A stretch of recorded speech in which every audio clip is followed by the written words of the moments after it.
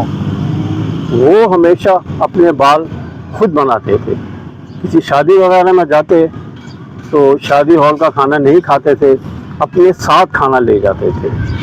اور گفٹ وغیرہ دیتے تھے. وہ کنجوس نہیں تھے. ایک آدمی ہوتا ہے نا کنجوس، وہ کنجوس نہیں تھے. وہ ایسا کیوں کرتے تھے یہی آج میں آپ کو بتاؤں گا. میں ہوں، السلام علیکم، میں ہوں Muhammad Yusuf Kashmiri, City of Light Karachi سے، اور آپ دیکھ رہے ہیں میرا چینل سوچو.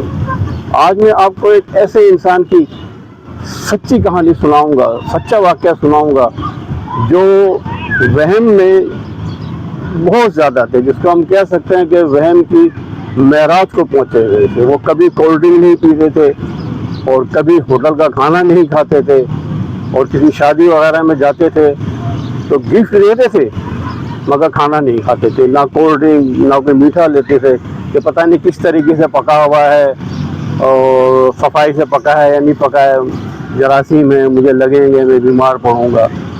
تو ان کے پرانے جو رشتہ دار تھے وہ تو ان کو اچھی طریقے سے جانتے تھے، وہ مائنڈ بھی نہیں کرتے تھے. لیکن نئے لوگ مائنڈ کرتے تھے. بہرحال ان کی ایک عادت تھی، اور بال بھی وہ خود بناتے تھے. اور اس کے علاوہ کولڈ ڈرنک وغیرہ جیسا میں نے بتایا نہیں پیتے تھے. آپ ہزار منتیں کریں، کچھ بھی کریں، مگر وہ یہ چیزیں نہیں لیتے تھے. اس کی وجہ سے کافی ساری پریشانیاں بھی ان کے ساتھ تھیں، کیونکہ بہت سے لوگ برا مانتے تھے. اگر وہ ایک دن کے لیے کہیں جاتے تو وہ اپنی بیگم سے شامی کباب وغیرہ کچھ فریز کر کے وہ لے جاتے. اتنے وہ بہنے تھے. اور اس کے علاوہ اور بہت ساری باتیں ہیں. ایک دفعہ کا میں واقعہ سنا رہا ہوں. میری ایک شرط لگی ایک دوست سے کسی بات پر کہ جو یہ شرط ہار جائے گا وہ سب کا کولڈ ڈرنک پلائے گا. تو میں شرط ہار گیا. تو میں نے بہت ہم ان کو بھائی جان کہتے تھے. میں نے بہت ان کی منتیں کی کہ بھائی جان آج تو آپ پی لیں، یہ شرط ہے. بولے نہیں، آپ کو تو پتہ ہے میں پیتا ہی نہیں. بارہ میں نے برا نہیں مانا کیونکہ اس کی عادت تھی. تو یہ اسی طریقے سے وقت گزرتا چلا گیا. اور بھی بہت ساری باتیں. تو ایک دن ان کا چھوٹا بھائی ورکنگ سائٹ پر آیا. اس کو کوئی کام تھا، ویسے وہ گھر میں کام کرتا تھا.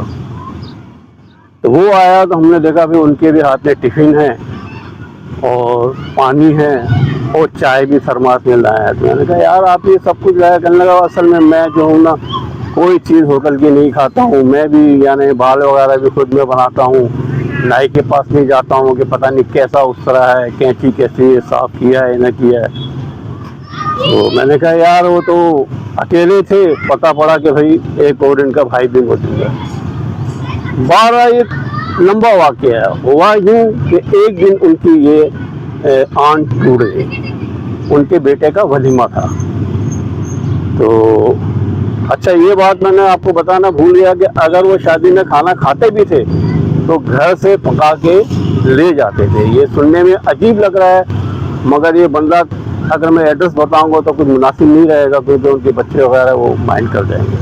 بارہ ان کے لڑکے کا ولیمہ تھا. تو انہوں نے اپنے حساب سے یعنی اپنی بیگم سے کھانا پکایا، جیسے سب جگہ وہ جاتے تھے اور کھانا کھاتے تھے. تو جب ولیمہ شروع ہوا تو وہ انہوں نے اپنا ٹفن کیریئر کھولا اور لڑکا آیا. میں نے کہا ابو آج تو میرا ولیمہ ہے، آج تو آپ کو کھانا پڑے گا تھوڑا بہت. تو وہ نہیں مان رہے. لڑکے نے بڑے پیار سے سمجھایا، سب کچھ کیا، لیکن آخرکار ان کو بیٹے کی ضد کے آگے جھکنا پڑا. اور اس دن انہوں نے زندگی میں پہلی بار شادی ہال کا کھانا کھایا ہے. اور آپ یقین کریں انہیں کچھ نہیں ہوا. جہاں تک ان کی صحت کا تعلق تھا وہ انتہائی دبلے پتلے اور کمزور تھے. وہ بڑے ہمدرد اور ملنسار تھے. کبھی کسی کو کوئی ضرورت ہو تو اپنی طاقت کے مطابق وہ ضرور اس کی ہیلپ کرتے تھے. اس کے علاوہ اور کسی کو کوئی کام پڑ جائے تو اس کے ساتھ جاتے تھے.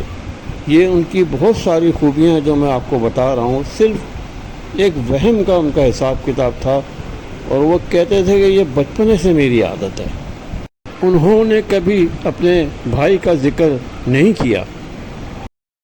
ان کے بھائی، ان کے چھوٹے بھائی جن کا میں نے ذکر کیا کہ وہ ایک دن ورکی سائڈ پر آیا تھا، وہ وہم میں اپنے بڑے بھائی سے بھی 2 قدم آگے تھا۔ وہ ہوا یہ کہ جب میں نے سے پوچھا تو اس نے بتایا کہ بھائی میں تو کسی کے واش روم میں بھی نہیں جاتا ہوں، یہی وجہ ہے کہ میں جو بھی کام کر رہا ہوں وہ گھر پر لا کر اور گھر پر کرتا ہوں، میں اپنے واش روم کے علاوہ کہیں بھی نہیں جاتا۔ تو آپ دیکھ لیں کہ وہ چھوٹا بھائی جو تھا اپنے بڑے بھائی سے بھی 2-4 قدم آگے تھا۔